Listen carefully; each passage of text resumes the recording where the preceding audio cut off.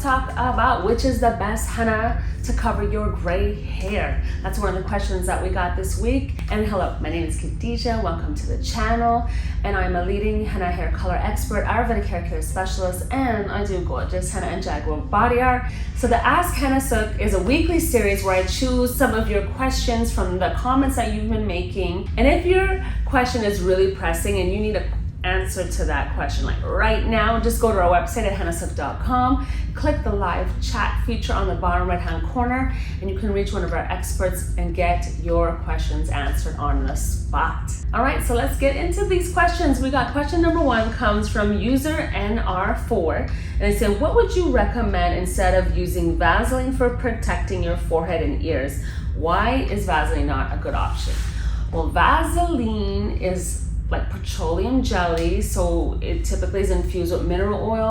It's just not natural, it's not healthy, it clogs pores, and it's just something that, you know, when you have a natural alternative, you should definitely go ahead and use that instead. So we have a henna care balm that is good for lining your hairline and, you know, your ears, so use that. It's so natural, infused with, you know, cocoa butter, shea butter, and really good oils that not only will protect those areas, but it's moisturizing and it smells nice. So you're getting the benefits of that as well. So definitely use that. Question number two comes from Shenrika. Okay, I have a fun question. What if I took these three henna powders, Jamila, Red Raj, and Moroccan henna, and I mix them together? What might be the outcome? Well, that's a really good question. It probably is gonna be maybe like an orangish, reddish kind of combination. I don't typically mix those ones, so I don't have personal experience with mixing those ones in particular because the Moroccan henna powder has a different time for dye release. So, and I know that it's not as stable. Like I like to personally freeze my henna powders, especially since I have leftovers.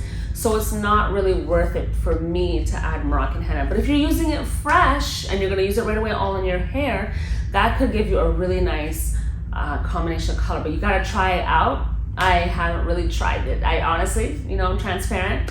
I haven't tried out that combination because again, I'm mostly freezing henna, but I'm sure it would come out lovely. So you definitely gotta give it a shot.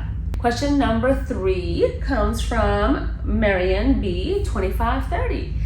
Can you use cassia indigo for darkening grays? Not henna, but cassia.